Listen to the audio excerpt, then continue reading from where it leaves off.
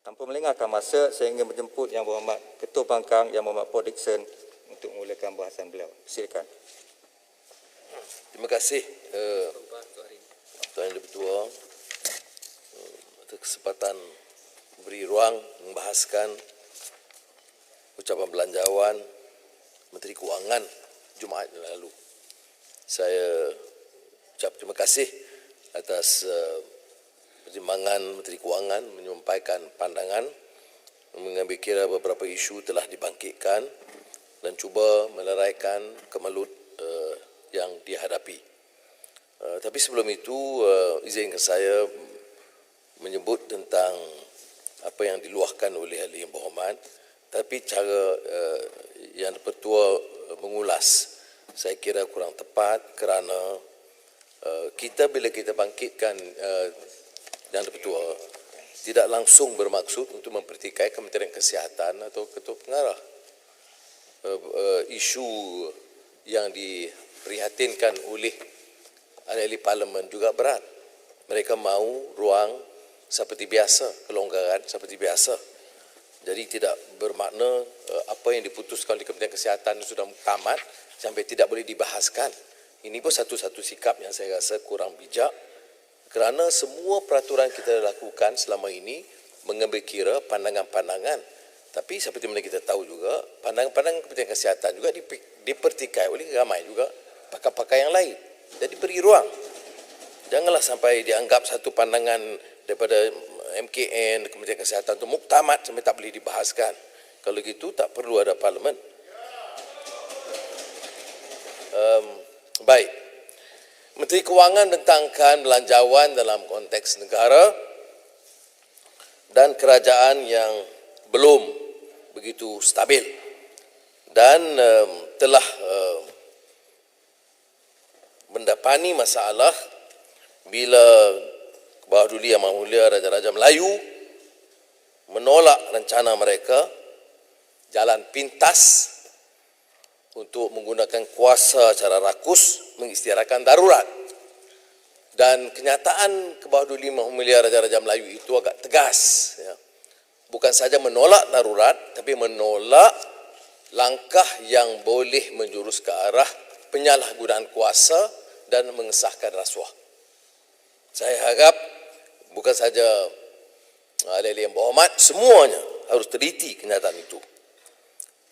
Bawah Duli Yang Maha Mulia Yang Di-Pertuan Agong jolong-jolong kali dalam sejarah menolak usul Perdana Menteri untuk mengadakan darurat. Dan ini ada juga yang dipertikai oleh tokoh bersatu yang juga merupakan speaker yang Di-Pertua Dewan Negara yang saya kira sangat kurang wajar kerana kedudukan Di-Pertua Dewan Negara itu harus lebih mulia dan tidak boleh digunakan untuk mempertikai keputusan dan titah Bawah Duli Yang Maha Mulia Yang Di-Pertuan Agong.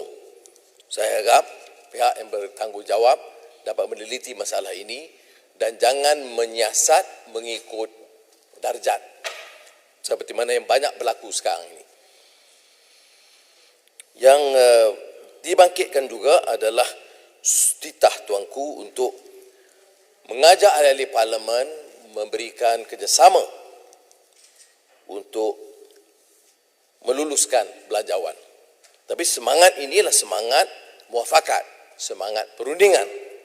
Sebab itu rakan-rakan dari parti PH juga dan saya percaya juga rakan-rakan dari lain-lain parti telah mengemukakan pandangan-pandangan mereka. Di kalangan PH 6 tuntutan yang didengar oleh Menteri Kewangan tapi tidak diulas sama sekali dalam ucapan belanjawan walaupun disentuh secara tidak langsung. Ada pandangan-pandangan lain tentang khususnya tentang moratorium, bank dan juga pinjaman KWSP yang disentuh secara cemerlang tetapi tidak memenuhi maksud yang tuntutan yang dibuat. Jadi semangat muafakat dan kerjasama itu tidak ada.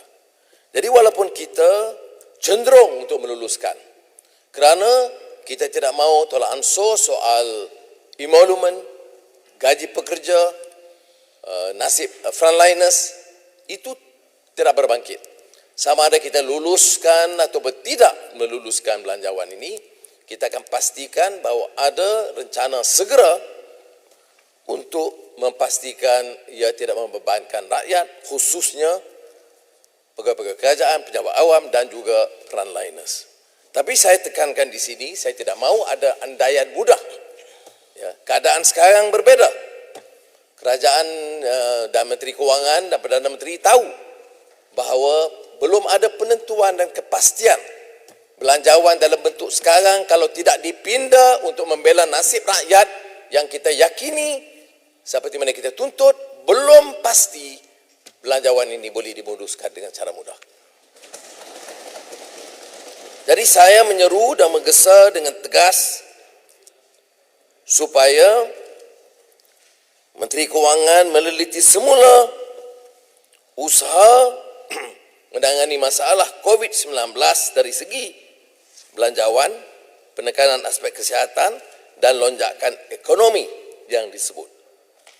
Saya mulakan dengan beberapa angka unjuran yang dibuat oleh Menteri Kewangan dalam belanjawan 2021, tinjauan ekonomi 2021 pada kadar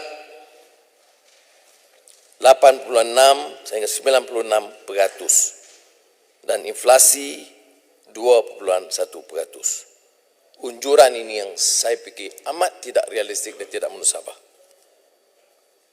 Kita bandingkan dulu Asian Development Outlook Update 2020 sekitar 6,5%. World Economic Outlook Oktober 2020 oleh IMF 7,8%. World Bank East Asia and Pacific Economic Update Oktober 2020 oleh World Bank Group, low case 4.4, baseline 6.3, puratanya 5.35, 5.35%. Bank Negara Malaysia dalam prestasi ekonomi suku kedua tahun 2020, 5.5 sehingga 8%. Now, dari mana Menteri Kewangan dapat unjuran yang begitu hebat dan tinggi ini? Atau untuk memenuhi selera politik untuk meyakinkan bahawa kita boleh capai pertumbuhan yang begitu meyakinkan? Unjuran tidak semestinya tepat, saya faham. Dan banyak kali ada kesilapan-kesilapan. Tapi unjuran harus realistik. Harus menunjukkan bahawa ada kesungguhan menyatakan yang benar, bukan untuk mengeliukan. Dan dibawa umpamanya alasan prestasi perdagangan negara kerana trend ekspor yang meningkat. Benar, saya akui kerana kapasiti keupayaan industri kita dan juga perdagangan yang telah direkodkan dengan China, Hong Kong, Amerika Syarikat, Belanda, Taiwan. Ekspor pulih dengan pertumbuhan 2 digit dari threshold yang sangat rendah kepada 88.93 bilion. Walaupun import menyusut 3.6%. Dan kita percaya dengan perubahan dan kemenangan calon Demokrat, Presiden elect Joe Biden, keadaan tegang dengan China mungkin dapat dileraikan dan mungkin akan membantu perdagangan serantau. Tapi ini tak terlalu awal untuk kita putuskan. Jadi unjuran pertumbuhan ini juga dan belanjawan juga terkait dengan keupayaan kita, bukan saja kita, rantau dan dunia menangani pandemik COVID-19. Dan juga keupayaan kita memperolehi vaksin COVID-19. Bukan saja perolehi, tapi keberkesanan vaksin itu yang belum menentu.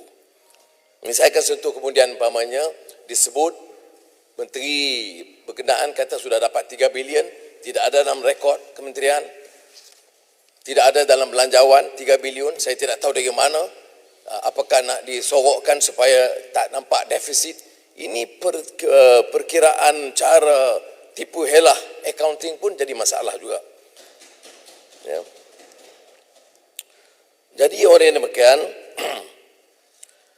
kita lihat sekarang ini,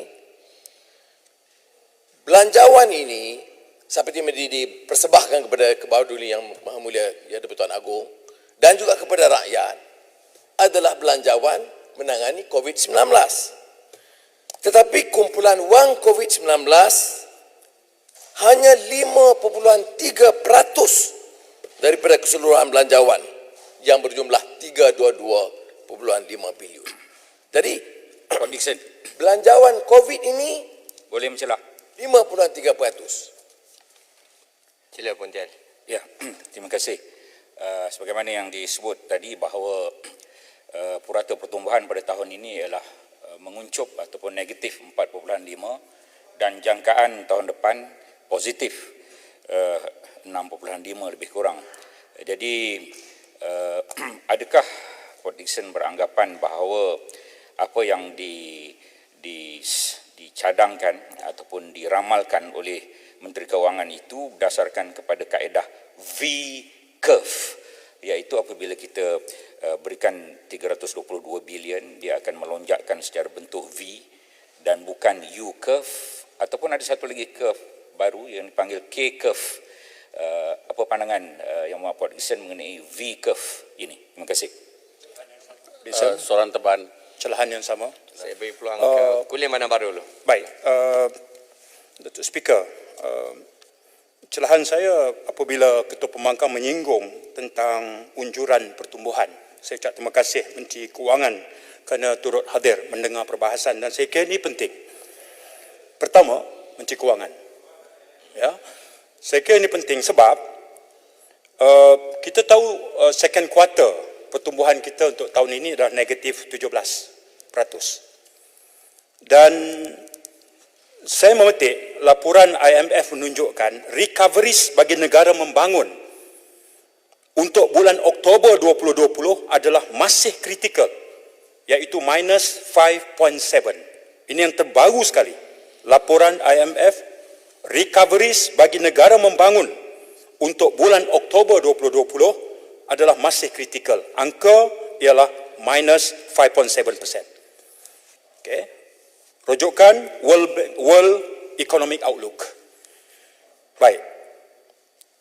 Yang kedua ialah kita persoalkan bagaimana unjuran ini diperolehi supaya apabila kita semak daripada angka-angka unjuran juga, GDP yang kita sasarkan untuk tahun depan, membaca 108 muka surat teks ucapan Menteri Kewangan hari Jumaat lepas, KDNK negara akan bertambah sebanyak 6.5 hingga 7.5% untuk tahun 2021. Ya, IMF sebagai contoh mengunjurkan perkembangan ekonomi untuk ASEAN 5 adalah sekitar sebanyak 6.2 bagi tahun 2021. Itu pun berdasarkan best case scenario. Ketua Pembangkang, yang harus kita tuntut penjelasan daripada kerajaan ialah sektor manakah yang dikatakan kukuh menyumbang kepada pertumbuhan ekonomi ini. Ini penting supaya bajet kita tidak nanti dilihat berasaskan creative imaginary numbers ataupun angka-angka impian kreatif. Terima kasih. Sila Yang Berhormat. Sebab itu terima kasih Puan Tian dan Kulim Bandar Baru. Sama ada V curve atau U atau K atau dalam kes Malaysia ni Z curve. Kena realistik. Sebab itu saya sebut tadi yang positif yang hanya perdagangan soal ekspor. Tetapi saya akan jelaskan umpamanya bahawa bukan saja dari segi andaian yang dibuat atau unjuran dibuat oleh Badan Antarabangsa dan Ekonomi Setempatan, tetapi umpamanya apa yang dibuat oleh Kementerian Kewangan tentang unjuran cukai korporat. Ya. Cukai korporat kita 2019 sebelum Covid 63,8 bilion. Cukai korporat 2020 ini yang disebut oleh Menteri Kewangan 59,4. Sudah tahu Yang Berhormat tahu bahawa dengan kelemahan sektor industri dan kekurangan pendapatan, penutupan syarikat-syarikat dan pembuangan pekerja, mustahil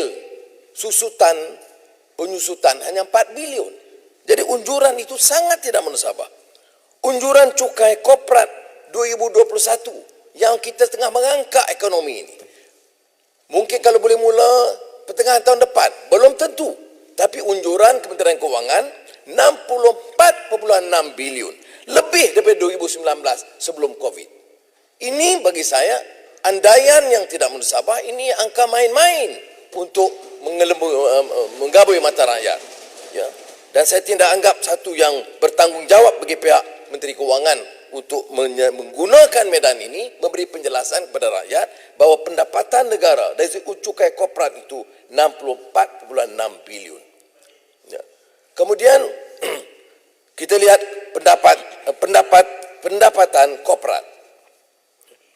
Kita tahu juga bahawa pengucupan, kerugian dan juga permasalahan dihadapi oleh syarikat-syarikat.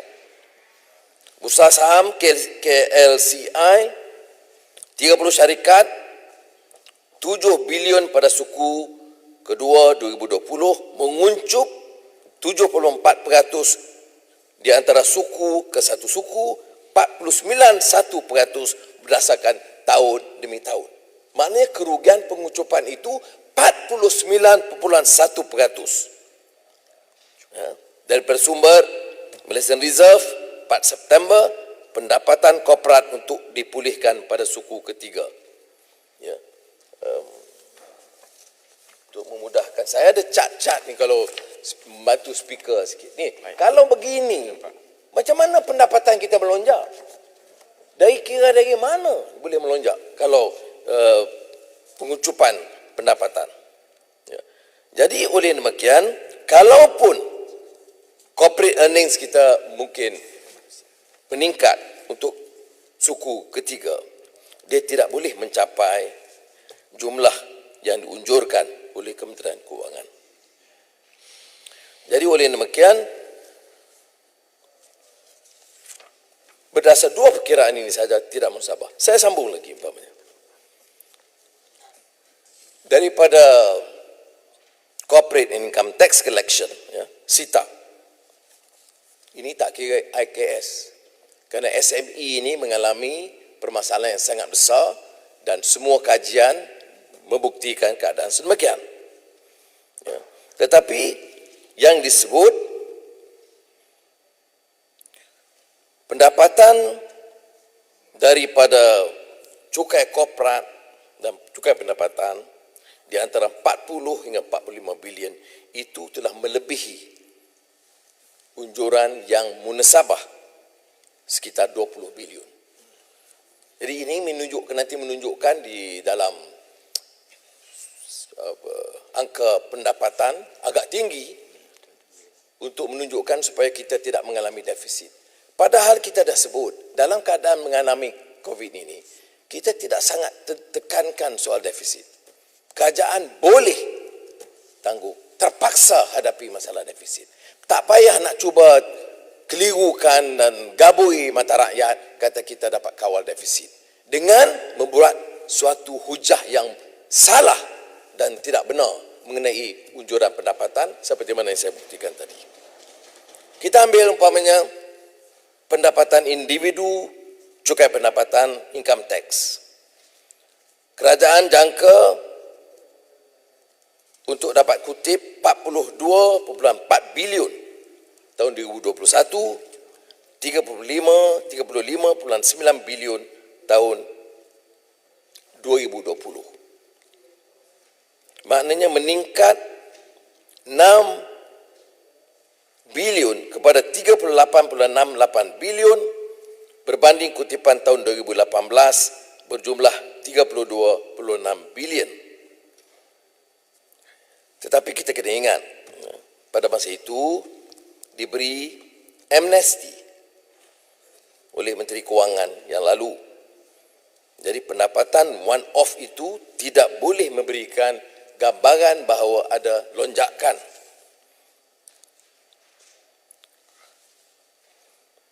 Hubungan kadar pengangguran, gaji dan cukai pendapatan individu meningkat 5.1% pada suku ke suku tahun 2020. Pada masa yang sama kita tahu bahawa selain daripada pembuangan pekerja, pertumbuhan gaji yang negatif bagi pekerja dalam sektor swasta. Suku tahun 2020 negatif 5.6%. Suku pertama positif 21%, suku kedua negatif 5.6%. Kalau negatif begini, dari mana yang boleh dapat wang lebih ni? Ini daripada kuartal Bulletin Bank Negara Malaysia. Negative wages growth. Second quarter 2020. Dan selain daripada itu, Menteri Kewangan maklum tentang pemotongan allowance, kerja di rumah yang juga akan melibatkan pemotongan pelbagai allowance. Maka oleh itu, unjuran hasil cukai pendapatan individu yang dianggarkan pada tahun 2021 sekitar 42.4 bilion pada hemat saya bukan saja tidak mensabah, tapi tidak bertanggungjawab kalau diteruskan dan tidak dipindah oleh Menteri Kewangan selepas ini. Kerana dia masih harus susut dan saya tidak fikir ia boleh melebihi 36 bilion. Berikutnya soal kumpulan wang amanah pencen.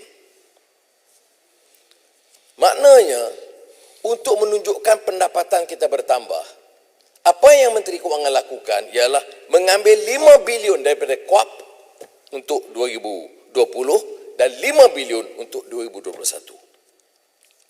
Maknanya kerajaan ambil daripada kumpulan wang amanah pencen masuk sebagai pendapatan. Padahal ada cara-cara lain. Sukuk atau bond daripada mengambil wang dan dipindahkan begitu rupa. Ini hanya untuk menampung perbelanjaan,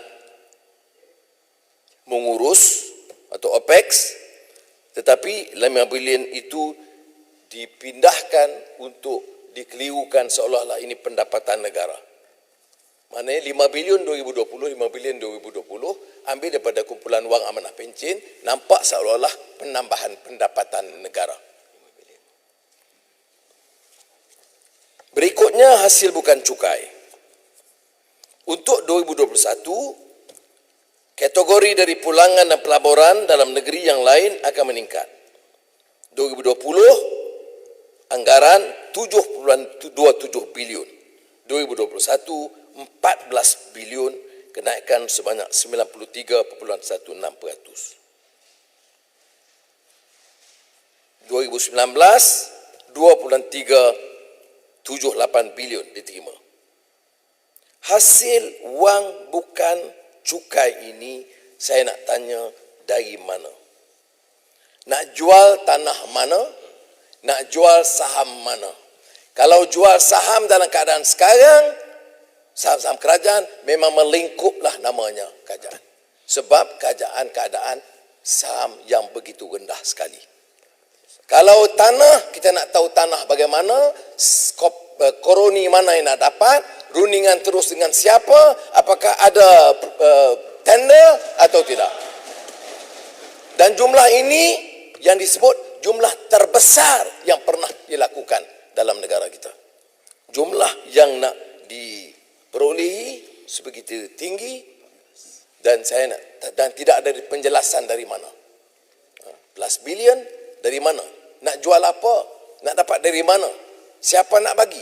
Ini tidak dijelaskan. Ya. Jadi kalau dijelaskan dan sebagainya, kita nak tahu mesti ada ketelusan, mesti ada tender jangan ada bentuk penipuan dan juga kepentingan beberapa syarikat ataupun kroni untuk mendapat hasil daripada usaha yang disebut tadi, pendapatan. Oleh demikian, anggaran hasil negara bagi belanjawan 2021 ini dari cukai korporat, cukai pendapatan, ambil wang amanah pencen, jual aset, perlu penjelasan terang daripada Menteri Kewangan.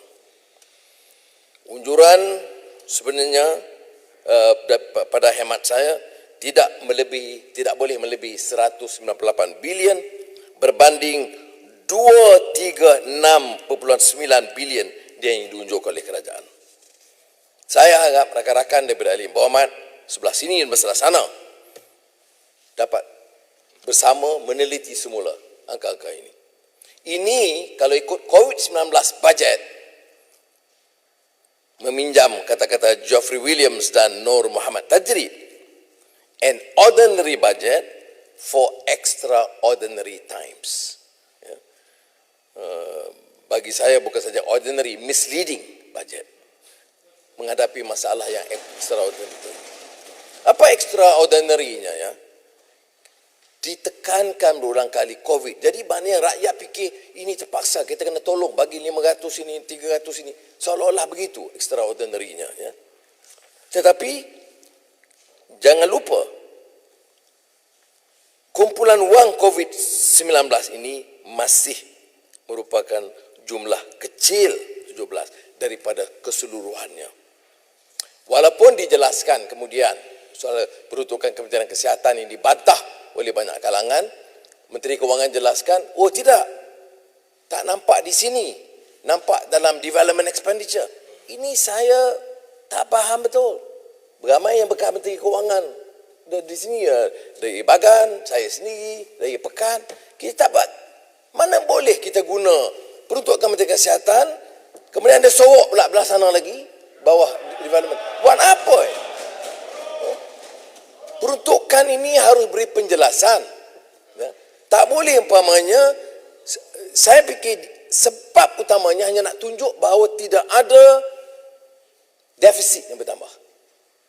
Tapi tidak boleh dalam bentuk penipuan angka atau mengelirukan. Ya. Kita baca teliti, kemudian yang kita faham daripada buku ekonomi, penyataan ekonomi dan juga kenyataan dan juga ucapan, tetapi tidak dapat dibaca sehingga dibantah kemudian baru dibangkit. Ada celah sana, celah sini, disorok sana, disorok sini. Tak. Jadi oleh yang demikian, kalau kita lihat umpamanya buku tinjauan ekonomi, 9 isu dalam pengurusan dan prospek ekonomi itu ditekankan. Banyak menarik. Kesihatan rakyat. Saya tekankan yang ketiga yang utama. Dan saya percaya oleh Yang Berhormat yang berikut akan teliti, mencerakitkan cara teliti tiap aspek yang disebut. Ya. Tapi yang saya nak tekankan, di antara 3 yang terkait ialah pertama kesihatan rakyat, kedua jaminan bekalan makanan yang tidak mencukupi, dan ketiga peluang pekerjaan terhad. Ya. Maka saya mulakan tentunya kalau dalam soal kesihatan dengan Kementerian Kesihatan. Dan saya ambil kesempatan ini untuk menyatakan penghargaan. Ya.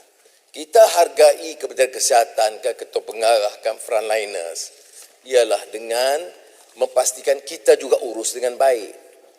Jangan kita suruh frontliners bekerja baik dan kita duk kira kontrak di kementerian tu. Ya, ini yang pernah berlaku. Kita minta orang korban bagilah RM300, RM500, dia bersenang hati, tapi tumpuan kita ini berapa boleh untung dari kontrak yang kita luluskan. Ini kerja begini mesti dihentikan.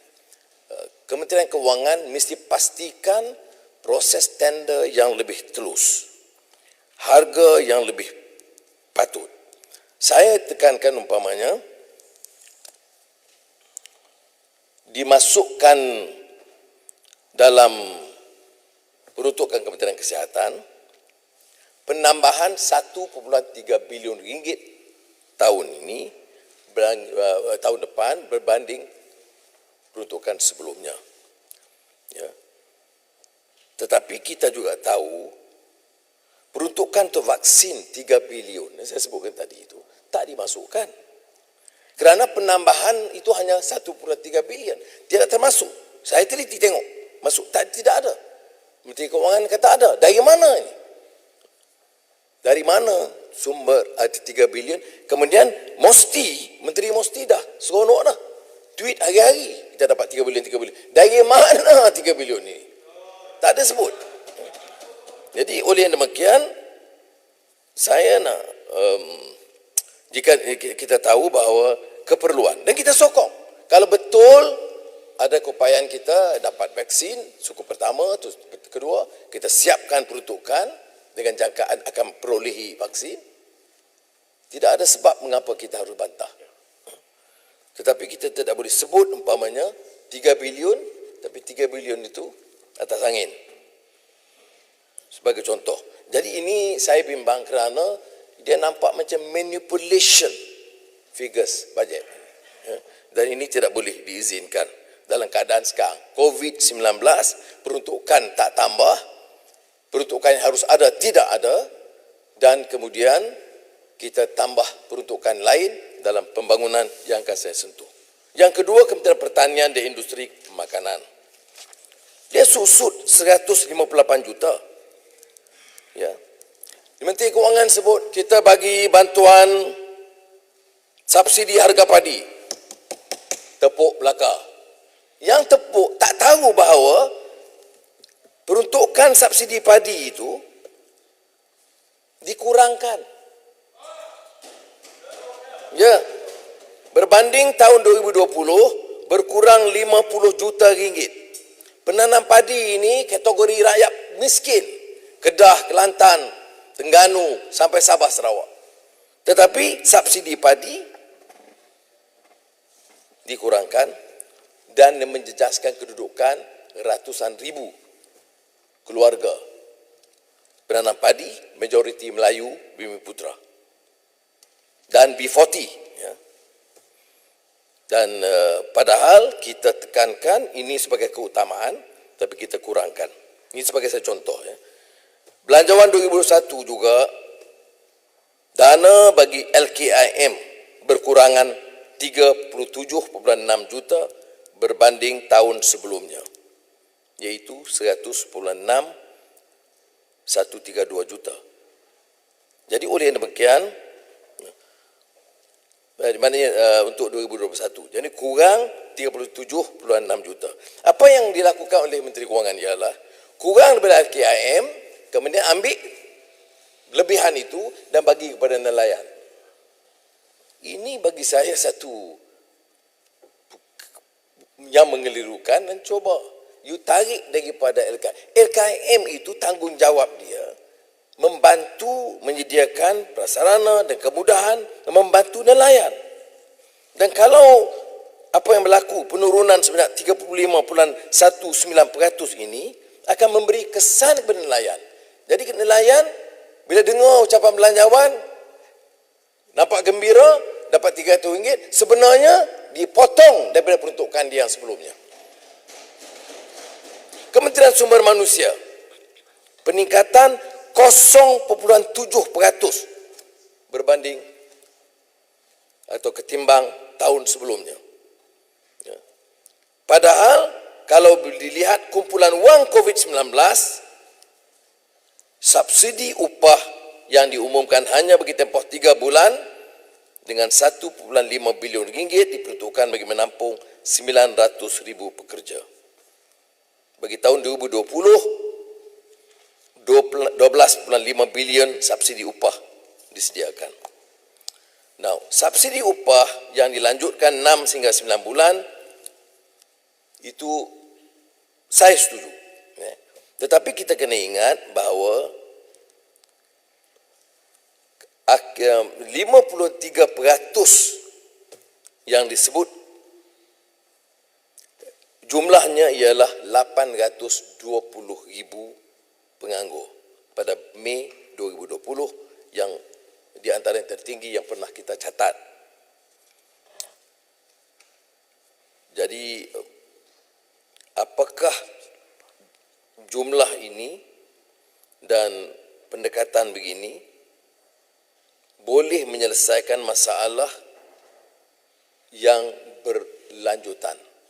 Kalau setakat ini kita lihat sehingga akhir tahun belum ada kesan pemulihan yang sebenarnya. Ya. Berdasarkan Jabatan Perangkaan Malaysia 2020 siri 8, 26.3% daripada jumlah 15.3 juta tenaga kerja di Malaysia yang terlibat dalam industri ekonomi gig atau 4 juta pekerja Malaysia yang dikategorikan sebagai freelancer atau pekerja bebas.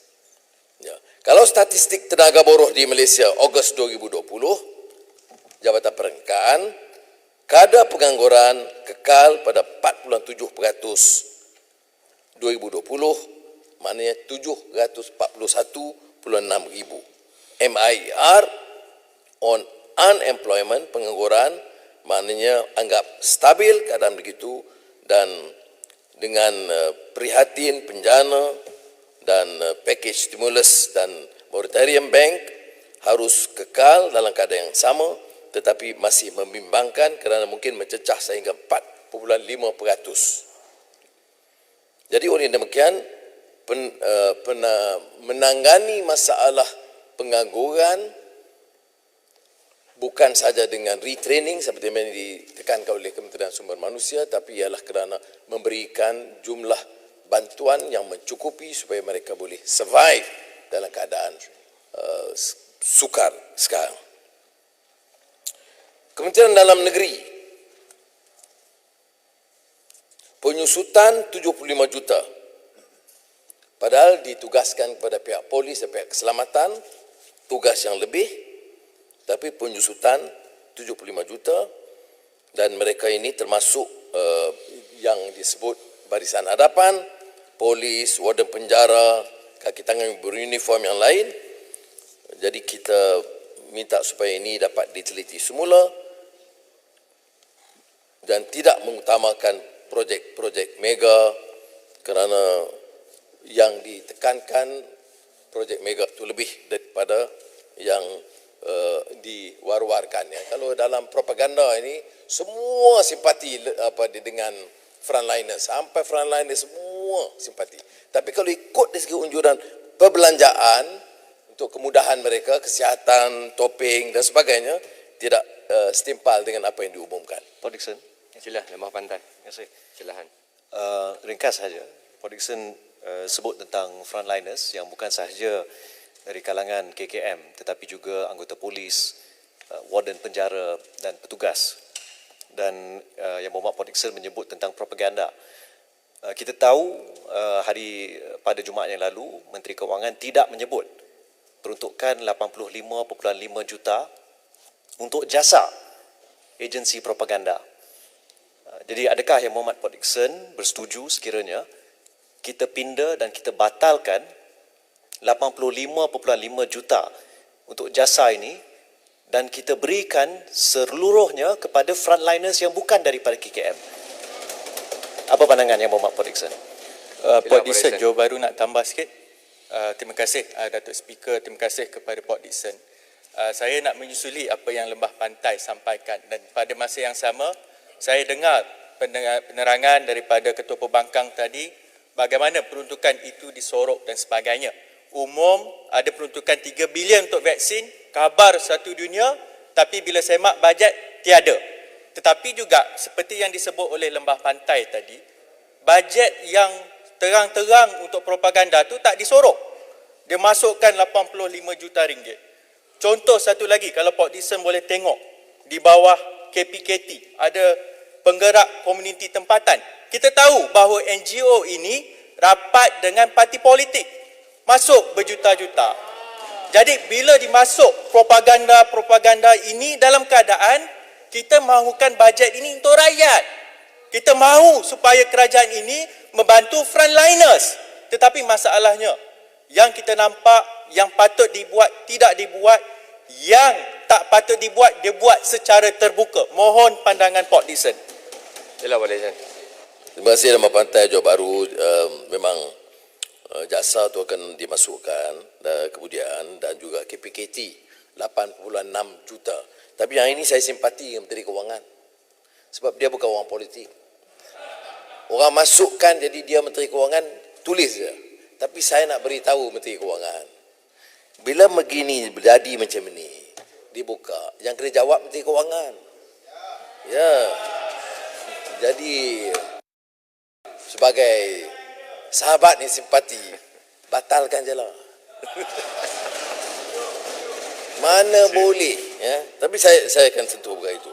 Ini saya nak sentuh sedikit tentang Perintah Perkawalan Pergerakan dan PKPB ni. Kalau tanya tadi macam speaker, dia dibagi gambaran seolah satu fatwa daripada Kementerian Kesihatan, kita jangan bahas lagi. Tak betul. Semua ini ada hujah dia, ada pakar kesihatan yang pertikai. Umpamanya Selangor, ya, buat PKPB. Kerajaan negeri Selangor tak tahu pun. Satu. Keduanya Ulu Selangor, Kasabak Berkenan tak kena mengena. Yang nak satu negeri ni sebab apa? Dan dia jejaskan kegiatan ekonomi. Ya. Jadi oleh demikian, sementara kita harus kawal dan jaga soal kesihatan. Ini bagi macam ini semua ni untuk di parlimen. Saya sampai tak boleh sebelah langsung Kota Raja, jauh tak dengar. Tapi tak tahu ada arahan baru keluar. Jadi yang ini buat apa ni? Ya. Jadi hal-hal sedemikian boleh kita bahaskan. Ya. Saya nak minta supaya walaupun kita terima baik, ya, pengorbanan, kerja dan sebagainya, kita tak pertikai. Tetapi di semua negara, perbahasan di antara keperluan lockdown yang tamat atau selektif, itu semua dibahaskan. Ya, di antara kepentingan mengawal kesihatan yang menjadi diutamakan dan juga kepentingan jaga kehidupan mereka. Ya. Tak sama. Orang yang ada pendapatan gaji menteri, dia tak tahu. Orang yang hilang pekerjaan kerana sekatan ini, itu masalah mereka itu serius. Jadi oleh mereka pertimbangan di antara kesihatan dan juga ekonomi dan pekerjaan basic itu harus ada. Puan Laluan, Pak Dixon. Sila Setiawangsa. Sekejap saja. Setiawangsa nak tanya pandangan Pak Dixon. Bukan kita dua-dua bukan pakar kesihatan, tetapi daripada segi public policy, cara kita kira kes COVID yang ada di dalam negara ini tidak mengambil kira kepadatan penduduk. Dan bila kita MKN misalnya mengumumkan PKPB hampir seluruh negara, ada pakar-pakar perubatan yang mempertikaikan kerana sebenarnya mungkin Sabah atau Labuan dari segi kepadatan yang perlu PKPB atau malah PKP, tetapi negeri-negeri lain sepatutnya tidak di lockdown sepenuhnya. Sila Pak Dixon. Setuju, itu yang saya tekankan, ya. Umpamanya 7 kes satu negeri terus PKPB, ya. Atau apakah nak ditekankan hanya satu kawasan dan enforcement yang keras. Saya tidak pertikai. Kalau kita nak pastikan penguatkuasaan yang tegas, kita sokong. Tak pernah kita petikai tindakan tentera atau polis atau pasukan keselamatan dalam mengawal. Tetapi itu pun kena jaga juga. Kadang-kadang untuk VVIP lepas, untuk yang di bawah kena teruk. Itu masalah juga. Ya. Jadi orang tak yakin kita. Jadi orang tak yakin apakah sungguh-sungguh pelaksanaan mereka, satu. Keduanya, apakah perlu sampai begini berlarutan. Jadi sebab itu saya minta supaya dalam ini dia mesti open data dan data tidak tahu. Pak Dixon boleh celah sikit. Saya nak tekankan nanti. Mesti ada ketelusan, kita kena tahu ada 7 kes di Selangor umpamanya di Petaling Jaya. Di mana? Ya. Dan apa kebenarannya? Jadi bila ada open data dan maklumat yang telus, orang lebih yakin. Sekarang ini lebih ramai orang yang mula pertikai. Ni apa dia ni? Mengapa sampai berlarutan dan kesungguhan mereka untuk sedikit PKPB. Sedikit PKPB. Lagi kerajaan tu lemah, lagi banyak PKPB. Sampai darurat terus. Jadi ini masalah dia. Tak boleh darurat, PKP. Kalau betul masalahnya, bagi contoh dan teliti, orang boleh terima. Saya pun tidak mau pertikai. Ini kerana soal keselamatan dan kesihatan harus diutamakan. Tapi jangan digunakan ini sehingga orang mula pertikai kesahihan. Terima kasih Silakan. Pak Dixon. Saya nak minta Pak Dixon dengan pandangan Pak Dixon bahawa di dalam Dewan ni kita nampak bahawa kita telah belanja banyak untuk adakan alat-alat separation di antara satu sama lain. Tetapi kalau kita ikut mereka buat sanitasi pada pagi saja dan juga di dalam perkara itu kalau pagi dibuat sanitasi, pasal apa kita tidak boleh berhentikan pada pukul 1, sanitize Dewan ni lagi untuk 2 jam, kita boleh mula pukul 3 sampai pukul 6. Pasal apa kita tidak boleh lakukan? Sebab kita tak payahlah dengar sangat kepada pengarah kesihatan juga. Ini Dewan ni rakyat kita ini yang wakil-wakil kita dipilih oleh rakyat untuk buat hujah di dalam parlimen. So saya minta kalau boleh Pak Dixon, bolehkah kita buat satu kendaian bahawa kita kena lihat keadaan semula lagi? Sila Pak Dixon. Celahan Pak Dixon. Pak Dixon singgung pasal pelaksanaan PKB. Itu satu pengumuman dasar. Tapi pelanggarannya itu berlaku secara terpilih. Ya. Kita baca lumat hadam, kita baca hadis Nabi. Kalau Fatimah anakku mencuri sekalipun, nescaya akan aku potong tangan. Begitulah untuk Mufti Menteri Agama pun senyum membenarkan. Saya tak hafal matan dia, ya, mafhum dia saya boleh ingat. Kita pun mengaji sikit daripada kawan-kawan dulu. Tapi sekarang bila berlaku pada kawan kita terang-terang, dalil salah tak? Salah. Dalil compound. Rakyat penjara, denda. Kenapa compound? Sah berlaku kesalahan. Serah polis siasat. Polis siasat bagi pada AG. AG bagi pada polis. Polis pada AG. AG pada polis, lalah terlepas. Kemudian kita bagi dalil membenarkan pula. Hud-hud lah. Borang tak bagilah. Langkah terpuji pasal tak pakai lah. Segala macam. Jangan underestimate, never underestimate the wisdom of the people. Ya. PKB rakyat patuh. Tapi bila orang besar melakukan pelanggaran, bukan sekadar kita tak tegur, kita lepaskan, bahkan kita sokong lagi. Yang ini dalam celahan saya, sama ada Pak Dixon tak payah ulas, setuju tak? Terima kasih. Pak Dixon celahan. Pak Dixon celahan. Boleh celahan Terima kasih. sikit? Kalau langat, kalau baru saya ulas ini dulu. Sebenarnya kalau hadis itu, ya, kalau kita baca dan teliti, dan saya percaya kawan-kawan ahli yang bukan Islam harus tahu, ya, Nabi Muhammad SAW itu memulakan dengan memberi kebandingan bahawa di zaman dulu malapetaka kerana orang-orang besar melakukan kesilapan dan dimaafkan dan didera orang kecil. Barulah dia sambung, wallahi kalau Fatimah binti Muhammad mencuri, aku hukum potong tangannya. Itu menunjukkan bahawa dalam menegakkan hukum itu tidak boleh pilih darjat kerana rusak pemerintahan terdahulu kerana pilih darjat. Jadi mudah-mudahan dengan pengajaran ini kita akan tahu bahawa rosak kerajaan anak sekarang kerana pilih darjat dan ada perubahan yang akan disegerakan. Tadi Sila Kuantan. Terima kasih Tuan Ditua dan Yang Berhormat Pak Dixon. Saya ingin meminta pandangan Yang Berhormat Pak Dixon berkenaan dengan PKPB yang baru diumumkan di seluruh negara, melainkan 3 negeri iaitu Kelantan, Perlis dan juga Pahang. Apa yang berlaku Yang Berhormat Pak Dixon, semua sekolah ditutup walaupun di negeri-negeri yang bukan PKPB. Di Pahang tak ada kes, ibu bapa terpaksa bekerja, tetapi anak-anak tiba-tiba diberi hanya 1 hari notis, mereka sekolah tutup. Seluruh Pahang pening kepala. Tuan Yang Ditua minta penjelasan, apa pandangan Yang Berhormat Pak Terima kasih Dixon? Kuantan. Sila Pak Dixon. Terima kasih Kuantan. Saya faham seperti mana yang Menteri Pertahanan yang menjelaskan tiap hari berdasarkan tentunya keputusan MKN dan Kementerian Kesihatan. Sebab itu kita minta supaya diteliti dan dihalusi. Jangan dibebankan begitu rupa.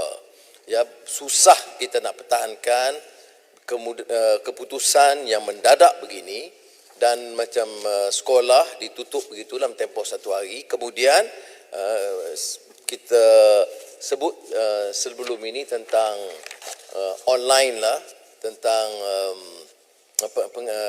walaupun konektiviti tak ada, kemudahan komputer tidak ada.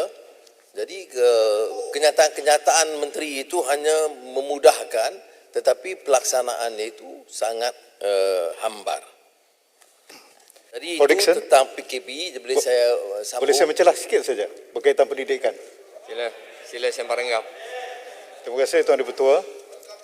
Terima kasih Pak Dickson kerana berikan laluan celahan. Saya ingin mencadangkan supaya bagi pihak Kementerian Pendidikan Malaysia yang diterajui oleh YB Menteri Kanan Senator untuk membentuk satu jawatan kuasa bersama dengan pihak ahli parlimen daripada pelbagai parti ini untuk membantu beliau dalam isu-isu pendidikan sewaktu pandemik dan selepas pandemik. Kerana isu pendidikan merupakan isu bersama. Ia merupakan kepentingan negara dan kepentingan rakyat dan akan menjamin kelangsungan masa depan negara itu sendiri. Jadi ini cadangan saya, minta pandangan Pak Dickson. Terima kasih. Simpang Renggam boleh jadi penasihat utama kerana lebih bijak menangani masalah pendidikan ni. Lebih prihatin, tahu kalau bercakap soal online, tahu komputer ada tidak, konektiviti ada tidak, sekolah tutup, apa kesan apa kesan dalam mutu pendidikan masa depan. Tapi kalau saya setujulah kalau boleh diadakan perundingan dengan semua pihak. Baik. Sekarang ini Kementerian Komunikasi dan Multimedia, ini soal jasa. Ya. Itulah saya sebut tadi Menteri Kewangan jadi mangsa orang politik. Nak bagilah hujah apa karut pun orang tak boleh terima dah. Ya. Orang susah. You cakap simpati frontliners. You bagi RM300 kat nelayan.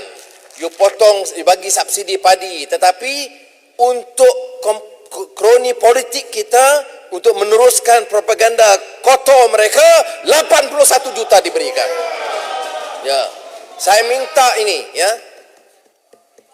Menteri Kewangan batalkan peruntukan ini, juga kepada KPKT tetap penggerak komuniti.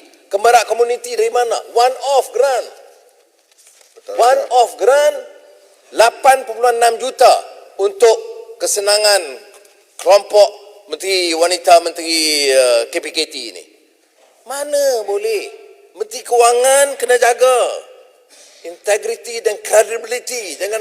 Jangan pakai masukkan saja tuntutan-tuntutan mereka one off ke two off, saya tak kira. Orang sebelah nak tanya. Kota Raja.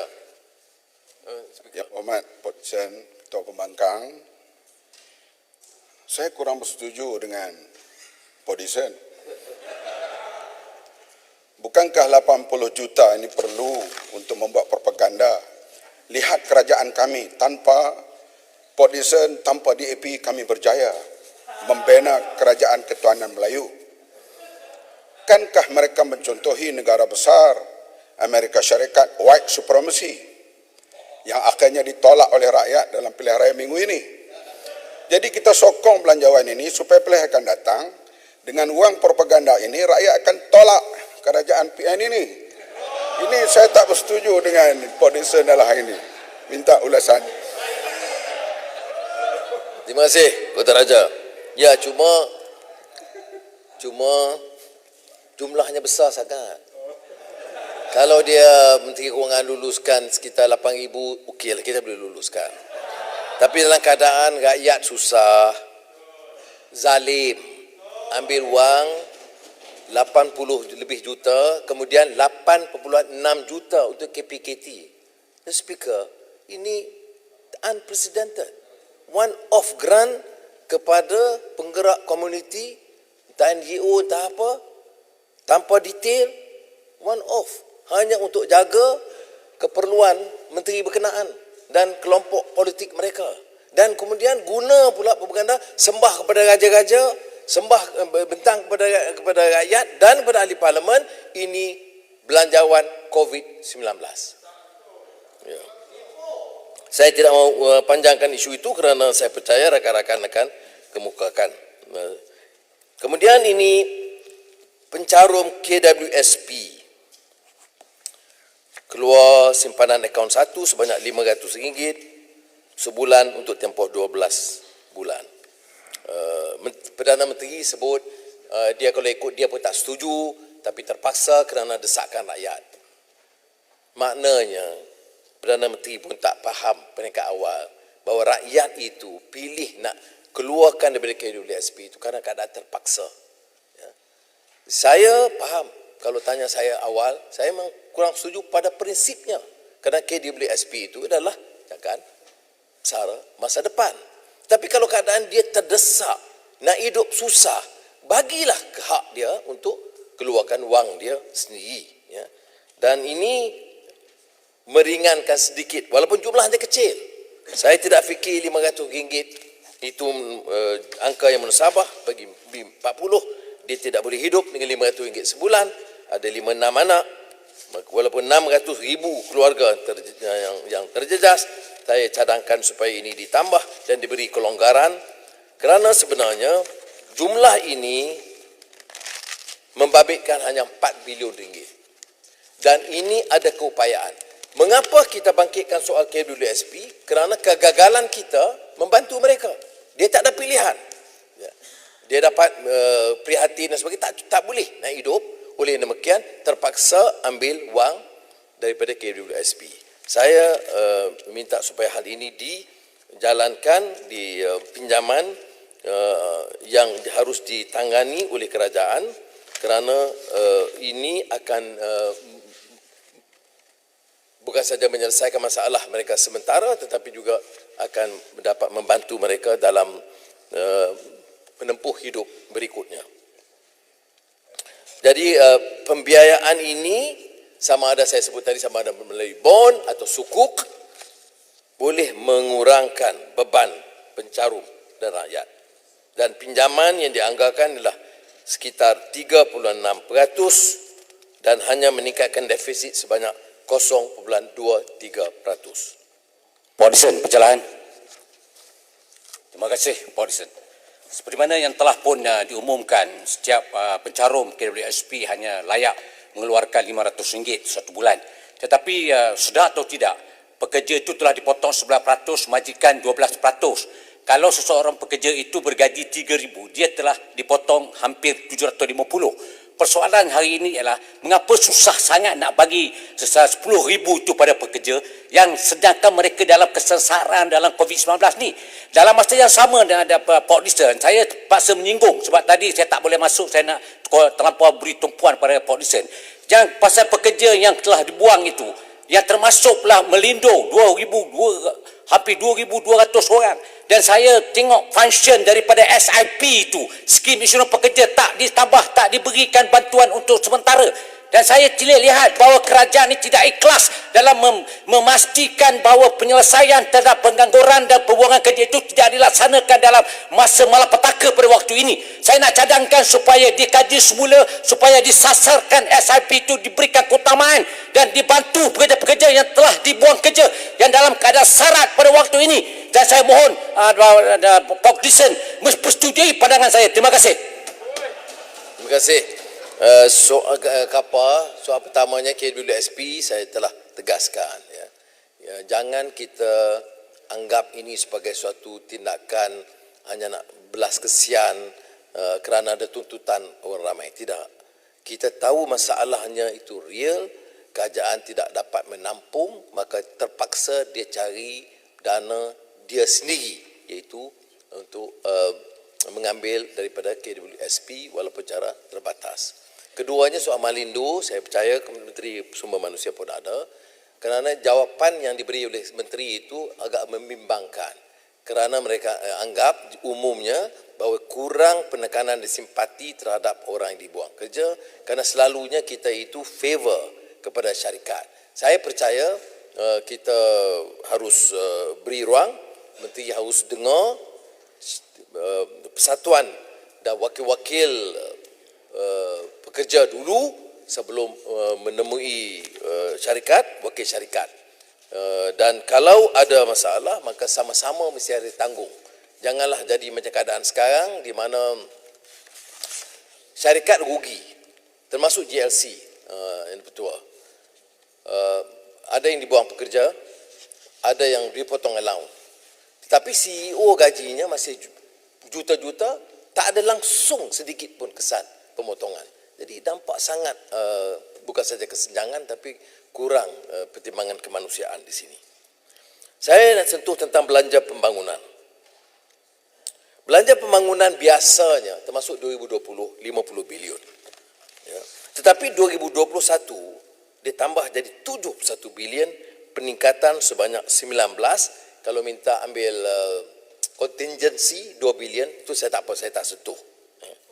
Dan ini termasuklah yang besar pengangkutan, pelajaran dan latihan, pertahanan, kesihatan dan kependudukan.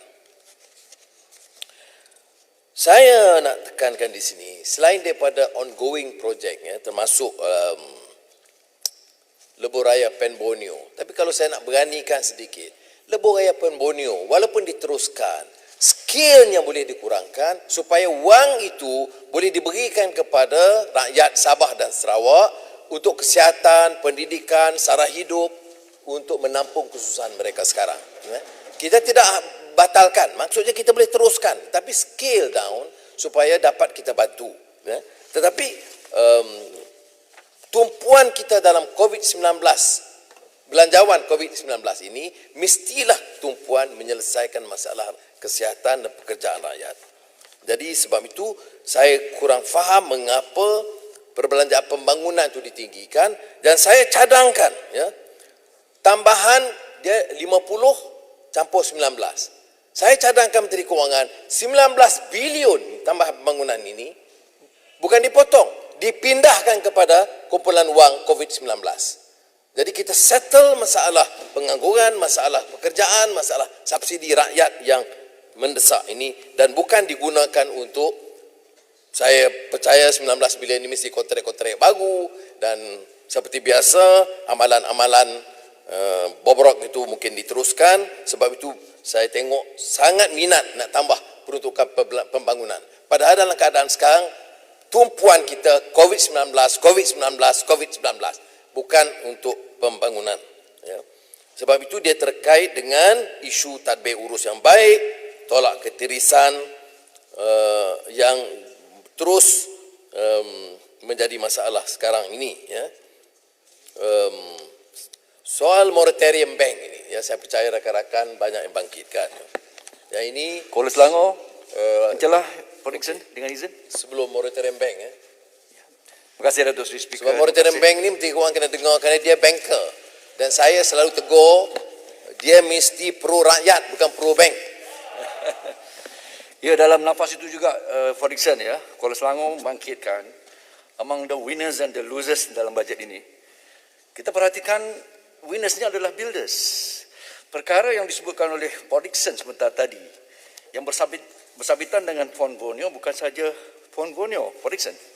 15 bilion, ya, peruntukan di samping Pen Borneo Highway, juga termasuk Gemas Johor Electrified Double Tracking, ya, rail project, dan juga di phase 1 of the Klang Valley Double Tracking Project. Begitu juga Rapid Transit RTS ni, Rapid Transit System link Johor Bahru dan Woodland, ya, MRT 3 di Klang Valley. Jadi dan juga high speed rail project Port Dickson. Dengan kata lain, yang kita maksudkan dengan expansionary budget, mesti kita tumpukan kepada perkara yang boleh membantu aliran tunai di SMEs, ya, the informal sectors, dan rakyat untuk spur job creation, bukan untuk expansionary budget dalam kata priming yang selalu dimaksudkan. Jadi di sini nampak ada sedikit lari tujuan asal tadi Port Dickson. Jadi saya minta perkara ini dibangkitkan seterusnya supaya expansionary budget mengembang ini bukan untuk sekadar for the big ticket item. Terima kasih Pak Dixon. Terima kasih Speaker. Kalau saya tegaskan tadi bahawa projek mega itu tak payah diteruskan. Ya. Selain daripada yang ongoing, yang terpaksa ditekankan, termasuk PEN Borneo, itu pun mesti ambil kira keperluan segera yang mendesak rakyat Sabah dan Sarawak, kerana kalau kita lihat peruntukan, banyak kegelisahan yang dibangkitkan oleh Sabah dan Sarawak, kerana peruntukan itu tak setimpal dengan beban yang ditanggung oleh rakyat Sabah dan Sarawak, bukan saja dalam masalah kemiskinan, tapi dalam menangani masalah COVID-19. Kita ambil contoh umpamanya tindakan yang Menteri Kewangan boleh lakukan, umpamanya dalam sektor pelancongan. Ya. Kita sekarang ini gunakan PKPB sekat. Ya. Padahal boleh buat secara yang terpilih.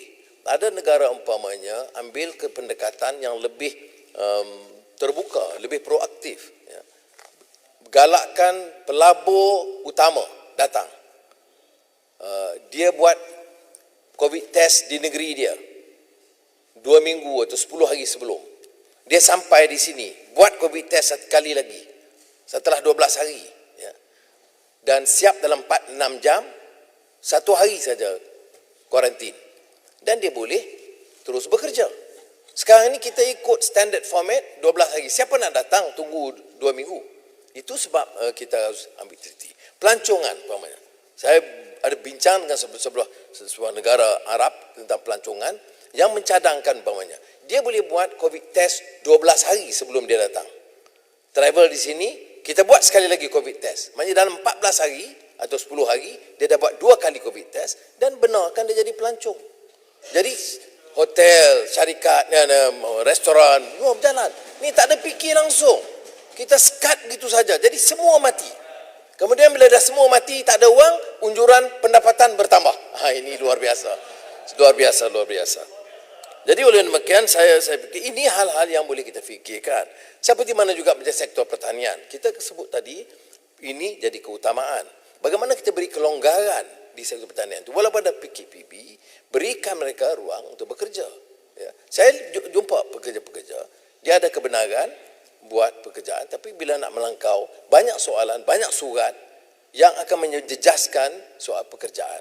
Jadi sementara kita harus kawal soal kesihatan, saya usulkan supaya kerajaan memantau dan boleh memberikan kelulusan supaya kegiatan ekonomi itu dapat diteruskan.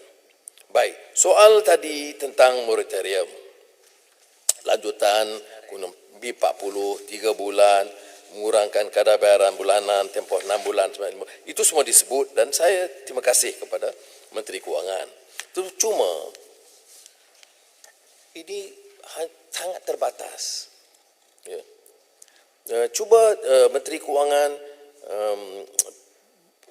fikir dan teliti bagi pihak peminjam pula. Saya tahu ini agak sukar kan dia. Ya. Cuba fikir sebagai pihak peminjam pula sedikit. Ya. Empathy. Kalau kita lihat umpamanya laporan Bank Negara Malaysia, Financial Stability Review untuk separuh tahun kedua bagi tahun 2019. 17.6% jumlah hutang isi rumah di kalangan peminjam yang berpendapatan bawah RM3,000. Bank Negara dia tak bagi RM4,000, dia bagi RM3,000 ke bawah. Ya. Jumlah pinjaman B40 keseluruhannya ya, sekitar RM209 bilion, iaitu 1.4 juta penerima. Jadi lanjutan ini akan memberi kesan kepada 1.4 juta penerima moratorium. Ya, baik. Tetapi yang dikenakan ini hanya kadar faedah. Katalah 5%. Kata 5%, jumlah terlibat ini hanya RM2.6 bilion. Ya, itu pun bukan rugi bank, dia tangguh saja. Tangguh. Ya. Dia tak rugi. Bank ni tak reti rugi. Dia reti tangguh. Okey, Menteri kata tangguh. Jadi bayaran lambat, jadi supaya tidak impak besar pada kehidupan mereka. Ya. Baik, cuba kita lihat keuntungan bank. Ya. Dia tangguh, dia tak ada beban dia lebih dari situ. keuntungan bank ini sebelum cukai 2020 first quarter 8.5 bilion ringgit, second quarter 8.3 bilion. Kalau untung untuk 2020 dianggar sekitar 30 bilion ringgit. Dan bank ini tak ada beban langsung. Apakah tak bolehkah dalam rencana kita supaya rencana dibuka balik? Sebab yang jadi menghadapi masalah negara kita ini, kita cakap B40, betul, saya setuju. Tapi sekarang M40 ini sudah bergelut seolah-olah dalam masa yang singkat, ya, banyak akan turun jadi B40. Kalaupun dia masih M40, tapi M40 yang masih bergelut dalam kehidupan. Jadi oleh demikian, saya minta perkara ini diberi penelitian kerana untung bank 2020 keseluruhannya masih 30 bilion ringgit satu. Keduanya, apakah tidak boleh umpamanya dia berikan sedikit pengurangan pemotongan kadar faedah bagi B40 itu? Untuk dalam keadaan orang susah, kena buang kerja, tak ada cukup makan, dan dia tak ada langsung susah. Jadi oleh demikian, pihak kita dalam pengurusan kerajaan ini harus juga memberi pertimbangan supaya moratorium ini diperluaskan, dan di samping itu mintalah supaya semua pihak, ya, jangan hanya golongan pendapatan rendah saja terbeban.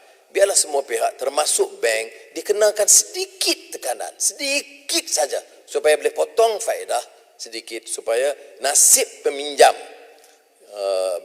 B40 dan M40 di kategori yang rendah ini didapat kurangkan beban mereka dengan bank itu mengambillah sedikit kos tanggungan dan mengurangkan daripada 30 bilion sampailah 28 bilion untung, cukuplah dalam keadaan susah. Ada harapan, ada kesan sama-sama susah dalam menghadapi masalah ini. Celahan, Pak Disan.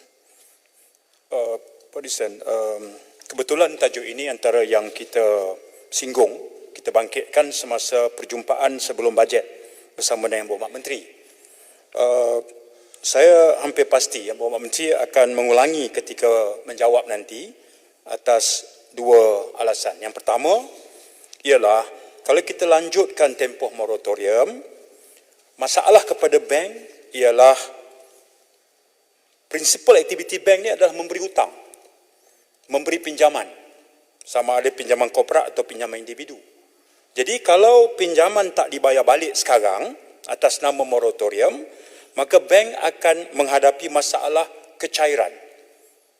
Sedangkan itu core business dia, ya, dan itu akan memberikan kesan kepada rating agensi, ya, rating bank, memberi kesan kepada komitmen bank kepada pemegang saham dan sebagainya. Itu penjelasan dia waktu itu. Yang kedua, apabila tempoh moratorium itu berakhir September, hujah Menteri Kewangan ialah ramai di kalangan yang peminjam itu membayar. Jadi yang bisingnya kita, dia kata mereka bayar, ya. Sudah tentu hujah kita adalah mereka yang bayar itu kerana bila tempoh itu tamat, pinjaman perumahan, pinjaman kenderaan mereka bayar. Dan kesan kepada mereka ialah mereka punya disposable income ataupun pendapatan boleh belanja menjadi berkurang kerana polisi ini tidak dilanjutkan. Itu hujah kita. Jadi saya percaya, ya, Yang Berhormat Menteri Kewangan bila menggulung nanti 25 hari bulan, dia akan mengulangi hujah yang sama. Seolah-olah kita di pihak sini sebenarnya bercakap bagi pihak rakyat. Sebenarnya rakyat dah pun bayar hutang apabila moratorium ditangguh. Dan masalah kepada bank adalah masalah kecairan tunai. Jadi bagaimana Pak Disan nak respon daripada jawapan ini? Pak Disan minta celahan sedikit.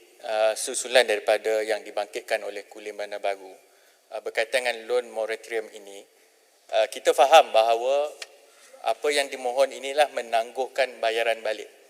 Tetapi jika dipaksa rakyat untuk membayar, mungkin kalau menteri mengatakan sebab ramai yang tak mohon, tapi kalau menteri turun tengok rakyat memilih untuk tidak mahu melayan karenah birokrasi, kena beratur panjang di luar bank dan sebagainya untuk melalui proses tersebut. Tetapi bila kita tangguhkan loan moratorium ni, maksudnya kita tangguhkan juga loan yang tidak mampu dibayar. ataupun yang dipanggil non-performing loan. Yang mana bila sudah menjadi NPL sekalipun, kita nampak seolah-olah ini kerian kepada bank sebab rakyat tak mampu bayar. Tapi sebenarnya pemahaman saya, NPL ini pun pihak bank boleh jual pula kepada pengutip hutang. Akhirnya dalam soal loan ini, bank maksudnya memang tak akan menghadapi kerugian. Tak mampu bayar rumah, rumah kena lelong. Tak mampu bayar kereta, kereta kena tarik.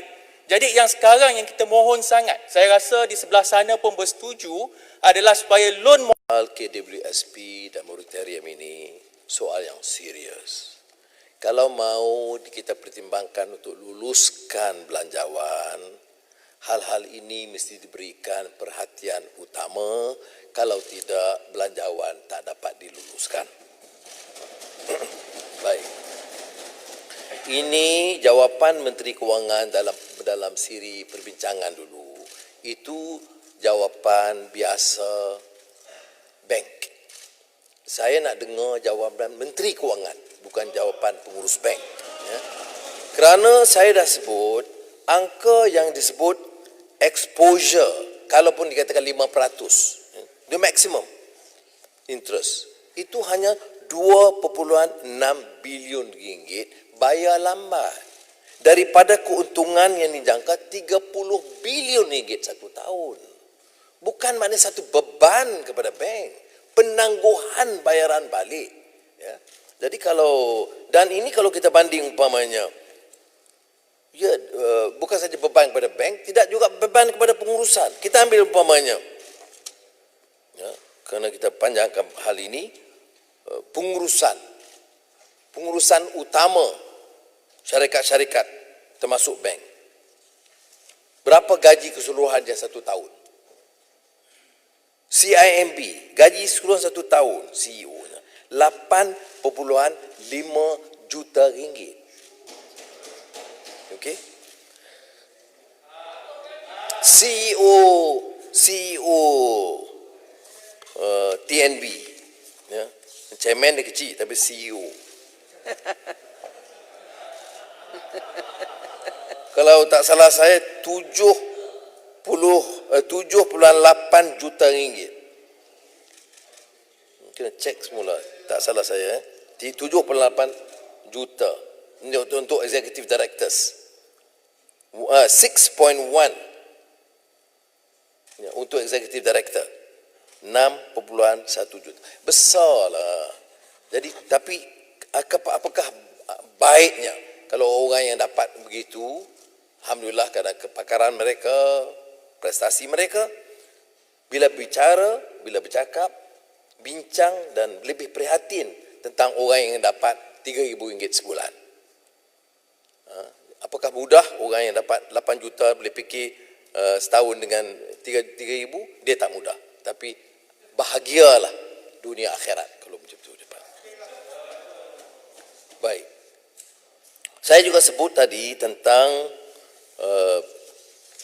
permasalahan pemindahan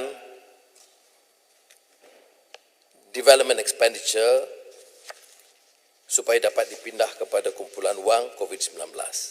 Bagi saya ini sentral kerana semua orang diberitahu, termasuk tatkala kita persembah kepada Tuanku Yang di-Pertuan Agong, ini belanjawan COVID-19. Nak bantu rakyat, semua kena setuju. Baik. Tapi bila kita lihat kumpulan wang COVID-19 itu 5.8%. Sebab itu saya usulkan supaya 19 bilion yang dimasukkan kepada dana pembangunan itu mesti dipindahkan dan diperbetulkan supaya dapat menyelesaikan masalah pengangguran, bayaran untuk mereka yang lebih selesa, dan juga beberapa kegiatan kecil-kecilan termasuk pelancongan dan lain-lain, dan pendidikan, kemudahan digital, kemudahan komputer, kemudahan pendidikan online yang boleh betul-betul berikan juga hasil dari segi perniagaan dan pembelian alat-alat, tetapi dia tidak termasuk dalam development expenditure tapi masuk operating di bawah kumpulan wang COVID-19. Yang ini saya tidak rasa kami akan bertolak ansur kerana jika tidak, maka apa yang diwar-warkan sebagai peruntukan ataupun yang diwar-warkan sebagai belanjawan COVID-19 ini tidak mendapati kerana kita tidak dapat menangani masalah saya sebut tadi, petani, termasuk penanam padi, nelayan dan jumlah besar yang menganggur ataupun yang diminta bekerja di rumah tetapi ditekan mereka kerana potong allowance mereka dan tidak diberi umpamanya ganjaran umpamanya bil elektrik, bil internet yang bertambah yang mesti dilakukan oleh mereka tak kala bekerja di rumah. Inilah sebabnya mengapa Pontian nak menjelaskan sikit. Tadi saya boleh. Ya, mengenai pengangguran. Diberitahu bahawa hasrat kerajaan untuk mewujudkan 500,000 pekerjaan baru pada tahun hadapan. Adakah pada pandangan Port Dickson angka itu mencukupi, menasabah? Apa pandangan Port Dickson cadangan-cadangan untuk menambah 500,000 pekerjaan baru itu dan sektor apa yang patut diutamakan bagi mengatasi pengangguran yang disebut sebentar tadi? Terima kasih Pontian. Sebenarnya 500,000 itu angka sembrono. Tidak dipertahankan dengan hujah-hujah detail. Kalau ikut unjuran pertumbuhan, kalau ikut sektor dan tengok sekatan, dari mana saya tidak tahu. Mungkin sedikit daripada sektor pertanian, sedikit daripada top glove, tetapi yang lain untuk jangkaan peningkatan jumlah pekerjaan 500,000 itu mestilah dicerakin dengan teliti. Saya cadang umpamanya kelonggaran dari segi pelancongan domestik dan juga international dengan beberapa syarat yang sangat ketat. Kadang-kadang bila kita sebut begini, dia kata kita longgarkan soal kesihatan. Tak benar. Orang itu mesti ikuti COVID test di tempat asal dan tak kala sampai di sini. Tapi kalau kita kuarantin 2 minggu, tak ada orang nak datang. Pelabur-pelabur utama mesti diberi kelonggaran. Barulah boleh kita jana pertumbuhan ekonomi. Kalau tidak, bagaimana nak cari 500,000? Saya setuju dengan Pontian bahawa kalau kita sebut 500,000 tanpa cerakin, saya percaya ia satu angka yang tidak realistik dan munasabah seperti mana unjuran pertumbuhan ekonomi untuk tahun depan dan juga unjuran pendapatan untuk tahun depan dan tahun ini. Dalam keadaan ekonomi begini, pendapatan boleh meningkat. Ini melainkan dia guna skim cepat kaya, tapi kalau biasa untuk kerajaan tidak mungkin dapat mencapai keadaan ini. Boleh celah tak? Terima kasih. Terima kasih Tuan Speaker. Saya nak tanya sedikit tentang isu kumpulan wang COVID-19 ni. Saya lihat bahawa bajet untuk tahun inilah 2020 kita pakai 28 bilion. Tahun depan 17 bilion saja. Maknanya dalam pemikiran MOF ni dilihat COVID-19 ni akan disappear kan? Tidakkah sepatutnya kita menambah duit untuk tahun 2021? Katakan 40 bilion ke kurang-kurang 35 bilion. Sebab dalam 28 bilion tahun ini, rakyat masih sengsara. Apakah pandangan Datuk Seri Port Dickson? Terima kasih. Saya telah tentu tadi ya, bahawa unjuran itu tidak menasabah dan anggapan bahawa seolah-olah keadaan akan pulih seperti sedia kala tahun depan juga sangat tidak menasabah. Tidak ada penganjuran yang dibuat oleh mana-mana pakar bahawa keadaan itu akan sedia kala. Malah kalau ikut unjuran Menteri Kewangan 2021 itu pendapatan negara akan lebih tinggi daripada 2011. Walaupun ada tanda-tanda kenaikan dalam beberapa sektor yang terpilih, tetapi tidak mungkin dalam keadaan sekarang, dalam tinjauan sekarang, berdasarkan angka sekarang, ia akan berlaku sedemikian. Sebab itu kita anjurkan supaya peruntukan untuk COVID-19 itu ditambah dan dipindahkan daripada peruntukan pembangunan. Itu yang pertama. Yang kedua, peruntukan seperti untuk vaksin yang tidak dimasukkan, mesti dimasukkan. Kalau dia dimasukkan daripada peruntukan yang pembangunan, tak apa. Kalau tidak, kita sebut 3 bilion, tapi tidak. Dia ada kontradiksi. Menteri Kewangan sebut ya 3 bilion. Ya, Menteri Mosti kata ada 3 bilion. Tapi tidak dalam mana-mana rekod, tidak ada. Satu. Keduanya, bila dia sebut 3 bilion, maknanya dia terima kenyataan belum ada penyelesaian masalah COVID-19 kerana vaksin belum ada. Baru ada peruntukan. Bagaimana kalau belum ada vaksin untuk menyelesaikan? Kita boleh buat unjuran keadaan sedia kala bahawa pendapatan negara dan juga pertumbuhan tahun 2021 akan lebih baik daripada 2019 sebelum Selangor, Horizon atas vaksin. Yang Berhormat Pak Dixon tinggal 4 minit lebih. Ya, sikit Kalau je. Yang Berhormat Kuala Selangor Sebentar, sikit nak sebentar. celah Speaker. sebab dah celah banyak kali. Saya sekali ya tadi. Sebab Yang Berhormat Penting vaksin. Kuala Selangor, saya tengah speaker sekarang. Let me finish. Ya, okey. Yang Berhormat ada masa nanti bahas, ada beberapa hari untuk bahas. Biarlah Ketua Pembangkang selesaikan sebab saya dalam senarai banyak lagi nak bahas dan kita habis pukul 2 jadi saya betul-betul minta maaf. Tapi terpulang pada Yang Berhormat Pak Dixon sebab saya tak boleh tambah masa. Silakan. Boleh Pak Dixon? Boleh. Seminit je.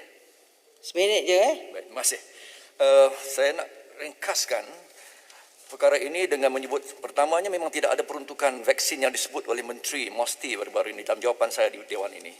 Keduanya, Pak Dixon, berlaku satu pertukaran yang mana peruntukan-peruntukan dalam dulunya OPEX, ya, urusan perbelanjaan telah dipindah kepada development expenditure. Itu satu perkara, ya.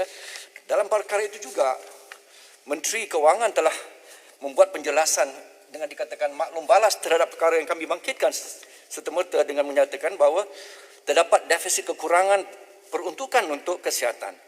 Hari ini, ya, dengan jaminan yang dibuatkan oleh Menteri Kewangan dengan izin katanya no areas of healthcare will have its allocation reduced, dikurangkan. Tetapi setelah saya memerhatikan perkara ini, jelas bahawa perkara itu tidak benar, ya. Dengan izin kalau boleh saya sebutkan, ya, apabila kita bandingkan peruntukan, nyata bahawa Pak Dixon, sejumlah 465 juta terkesan kepada perkara-perkara yang disifatkan sebagai services dalam kesihatan, termasuklah kardiotoraksik, kanser dan sebagainya. Dengan kata lain, non-COVID cases telah dikurangkan sebanyak 465 juta. Terima kasih Pak Dixon. Ini perkara yang Pak Dixon sentuh tadi, bukan saja COVID tetapi non-COVID cases perlu ditangani dengan lebih baik kerana ini adalah NCDC yang menjadikan punca utama kematian peramatan. Terima kasih. Terima kasih. Yang betul, kalau Menteri Kewangan dengar hujah-hujah kita sebelum ini, dia akan faham bahawa bantahan kita bukan sekadar peruntukan COVID-19, tetapi juga beberapa penyakit yang berjangkit yang lain ataupun penyakit yang serius, umpamanya kanser, peruntukan untuk kanser. Orang terpaksa tunggu 6 bulan untuk treatment. Ya, yang 6 bulan itu sebenarnya golongan miskin. Kalau golongan kaya, VVIP akan dapat treatment segera. Diabetik itu perkara yang serius, tapi bila peruntukan itu dikurangkan. Sebahagiannya Menteri Kewangan jelaskan ia dipindahkan kepada development expenditure. Yang saya tidak faham mengapa berlaku begitu. Tak ada rasional mengapa peruntukan itu dipindahkan. Tapi yang disebut oleh Kuala Selangor ialah peruntukan yang dikurangkan, terutama yang non-COVID. Maknanya kita ni mati dengan COVID juga, tak mati dengan yang lain ke? Tetapi bila penjelasan masalah ini, ya, penyakit-penyakit yang serius, ya, katakan kanser, diabetik, ini hal-hal yang menyentuh rakyat biasa dan beban kepada mereka dengan masalah dialisis, kidney dan sebagainya itu, kalau tak ditangani, beban itu serius dan dia mencecah ratus ribu orang yang di bawah kategori ini. Ahli yang berhormat tahu tiap kawasan parlimen kita terpaksa hadapi masalah ini. Kalau di hospital, kemudahan tidak cukup, untuk dialisis tidak cukup, terpaksa kita beri bantuan. Jadi ini kalau tak dimanfaatkan untuk program kesihatan ini, saya fikir kita hadapi masalah yang serius. Saya tegaskan sekali lagi bahawa kita diminta untuk menyokong. Kita diminta menyokong dengan andaian ini belanjawan COVID-19. Maka pandangan saya ialah kita akan hanya menyokong kalau benar ia belanjawan COVID-19. Dalam keadaan sekarang terlalu banyak persoalan, mula dengan unjuran, kemudian peruntukan untuk COVID-19, dan ketiga soal pendapatan, soal pemindahan wang dan peruntukan pembangunan yang bukan menjadi keutamaan itu dikedakan. Maka saya usulkan supaya Menteri Kewangan teliti benar-benar dan mendengar hujah-hujah yang dibangkitkan oleh ahli berhormat yang lain supaya hal COVID-19 ini diberi keutamaan. Kita diberitahu, kita digesa, kita diminta dan dinasihat supaya menyokong belanjawan COVID-19 dan kita akan hanya menyokong belanjawan COVID-19 dan tidak yang lain. Terima kasih. Terima kasih Yang Berhormat Pak Disen.